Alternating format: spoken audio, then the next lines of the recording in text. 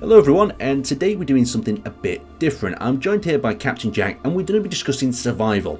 Now, we know there is an update on the way. We've been hinting at it by these public tests. The blog posters kind of give us an idea of what the features are. We've had a play around with the new blocks. So we're here today to discuss how this is all going to affect our survival experience.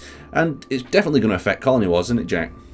Oh, definitely. Survival's overhaul, or the major survival overhaul, is going to change the way we start and do a few things in Colony. Luckily for us, we're already, quite far in the space of survival, so we're not going to be, grinding stone down a survival kit anytime soon, unless we get massively decimated by one team again. But who knows? We'll see what happens.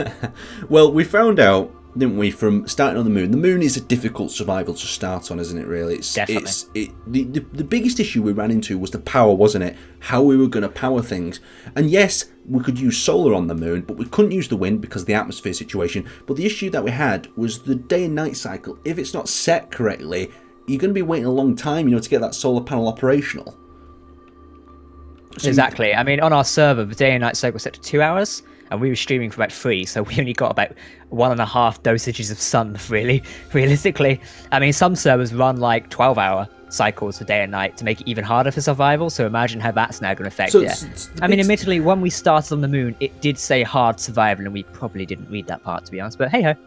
But we kind of need to test it out in the hardest situation anyway, because if we test it out on the easy mode, if we just start on Earth, we've pretty much got everything we need.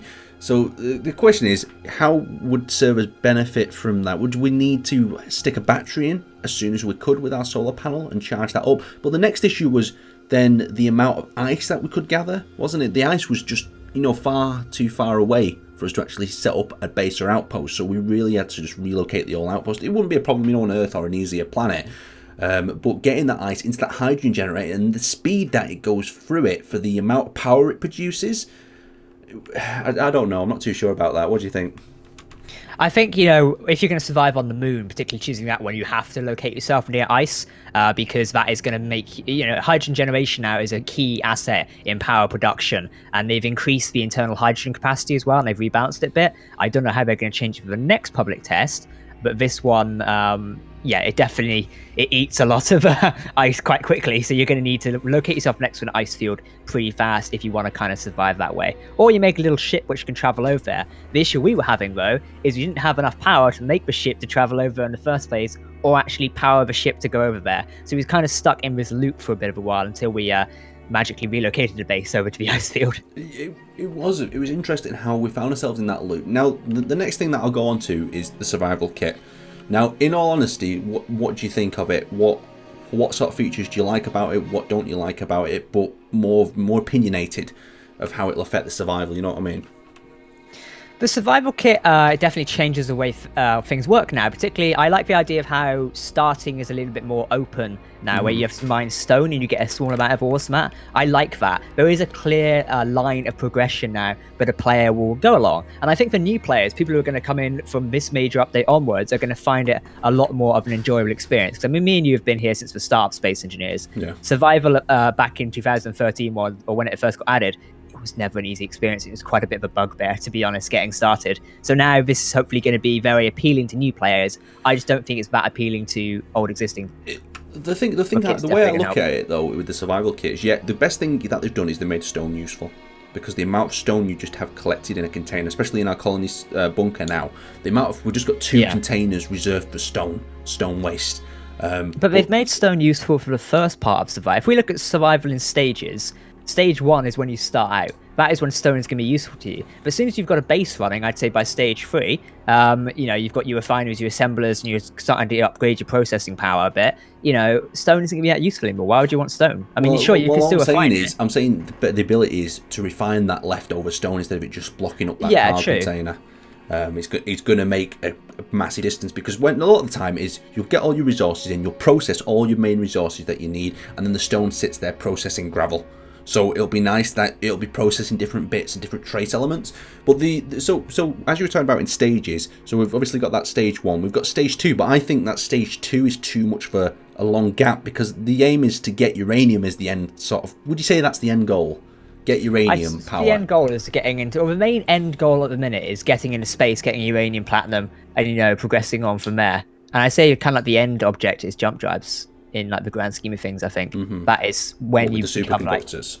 yeah, you've got the ultimate power, really, isn't it? You can jump wherever you want. That's when you start getting there. But I think the journey of a sandbox game, and I was having this discussion yesterday, is that there is really no end to Space Engineers. That's the idea of a sandbox game. They're giving you the keys and assets, essentially, to get to a good place in the game where you can do anything. As soon as you get into space, you can go back down to planets. You can continue exploring space. You can go anywhere you want, because you've got a jump drive, you've got hydrogen thrusters, etc., and platinum.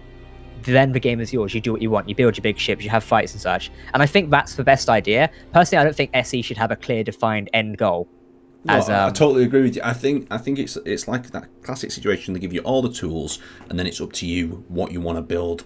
And if you build something that works, great. If you build something that's rubbish, then you back to the drawing board again. But do you think the survival's going to be more? It's definitely more punishing, isn't it? It's I don't know if it requires more of a learning curve to start with these small blocks. But it feels like that small, starting area is very quick. You get to the refinery and the large assembler very quickly once you've got the power that you need, to build them. Yeah. I just feel like it's a tiny stepping stone. It's not really enough to affect the later half, because if you imagine it in your head and it's divided up into a chart, you've got this beginning block that's tiny, you've got the middle block that's really wide because you're building that ship up, getting the supplies you need to get into space, and then you've got the end block that's tiny again. I mean, it's not spread out the progression. But anyway, going away from that, the progression system itself, you've seen the progression tree in the test. What do you think of it? Do you see, in my personal opinion, I see it as very strange that you have to build one item to unlock another item, even though you don't need that item. Maybe an XP system or something. I don't know. I've not worked out it really. Yeah, I know what you mean. I think the progression currently works all right for Space Engineers, because the way I say it, you're going to build these items anyway at some point. I was looking down the progression tree from our Twitch we did the other day, and like, you'd build a landing gear and that unlocks all these blocks. You're going to build them anyway in survival, so them putting in a tree realistically isn't hard. And I've been having this discussion with my server members over whether we will turn progression on for the public servers or not. And personally, I'm leaning towards turning them on, because I don't think it's that hard to progress through Space Engineers. Personally, I think it's piss easy. It's not rocket science to progress through that progression tree. You've seen it, I've seen it. Place a landing gear, bang, you've suddenly unlocked a ton of decorative blocks. Cool, moving on. It's literally going to take you less than 4 hours to progress through it, to get the basics. Obviously, when you start getting towards jump drives and such, it may take a little bit longer. But so what do you feel? Do you feel like it's slowing down the beginning? Yeah, I think it's slowing it down in order to teach you how each block works, which is a good idea, because that means people are going to be able to learn Space Engineers at their own pace as well. Yeah, because I mean, in the past, it did feel like they throw you in with all these toys, and you usually turn to YouTube to find out what each one of them does. I really feel like this update is aimed at newer players. It's not really aimed at us, the older generation of players, who've been here since the game's first alpha or the first public release. So I think this is aimed at new players, definitely, and they obviously want to get new players into Space Engineers. There's no denying that at this point in time. So this update is definitely. Well, do you feel this is the do you feel this is the completion? This is the sort of the if survival was a package. Would you feel like this was the last package that survival needed, or did you personally feel like there was another element that survival? I feel like this is them polishing it off, but also leaving the door open to maybe future additions to survival.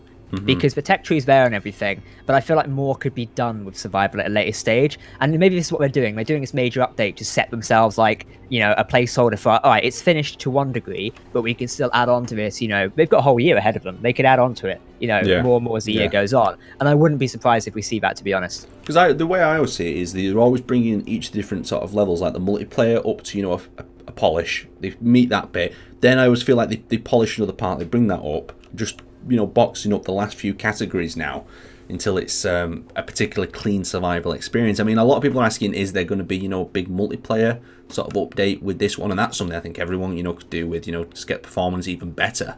Another multiplayer update would be quite cool. I mean, with this survival update, we are seeing multiplayer optimizations for server owners like myself. They're seeing quite a few sort of administrating changes. We've got chat logs, we've got a better cleanups now, more anti-griefing tools. So if you run a server like myself, you might have a little bit of an easier time actually dealing with how PCU and systems like that work, especially cleanups, in order to make sure your server runs a little bit longer. That's kind of like the ideal run for it, I think. Right, so to wrap this up, public test. They haven't done a public test like this, have they, before? So it's the first time experiencing this. And how do you think they're doing, receiving the feedback? They sort of, I mean, this is gathering the first sort of like major survival test we've done. Obviously, we did the multiplayer ones last year, which were quite different, I'd say. This is a good test themselves. I think, you know, as I always encourage people, if you listen to this, when you do these and play these tests, make sure to give your feedback, no matter how small it is, as your feedback helps us all in the long run. And I think this public test for Keen has gone quite well. They said over 1,000 responses from players during his first test, and I'm seeing people get involved, and it really is igniting some good discussion among the community, particularly one thing, uranium no longer being on planets now. That is a heavily debated discussion, and I love the fact people are actually, you know, trying to discuss whether it makes it survival real or it's too hard or too easy. I think it's getting them some good feedback and telling them how to actually direct the game a lot better. It's nice that Keen are now actually asking the community's opinion a little bit more. Well, the final point that I think it would be crucial to this game is, you know how they have that menu, the advanced settings menu. They have boxes ticking different features on and off.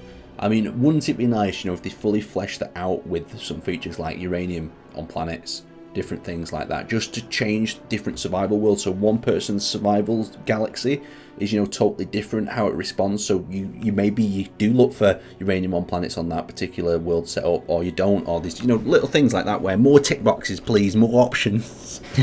Yeah, that's it's something to think about. I'm not sure. I would like to see the world option streamlined a little bit, so it's not like as daunting to new players. Because when you edit a world, if you load up Space Engineers now, and you look at the world settings, it's quite complicated sometimes. If you're a new player, that's going to be a bit daunting, I find. It so I don't know if they can reminds me streamline of that. like setting up, you know, a new Photoshop file or something. Yeah. You go through it and you're ticking all the boxes and you're like, it might work this, but I'm not exactly 100% if I've got the exact ratios of everything.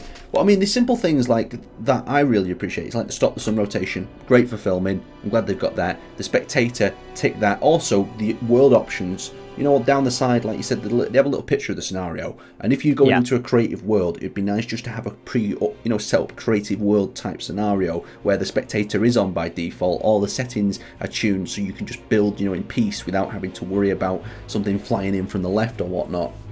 That could be quite cool. A bit more, a couple of presets for people to use. You know, just like almost like a dedicated sandbox preset, essentially. So you just get the creative tools and stuff like that. Exactly. But to wrap that up, I'm pretty happy with the new tutorials they've done. Obviously, they don't really apply too much to us more veteran players, but for the newer people, you've got to introduce them into.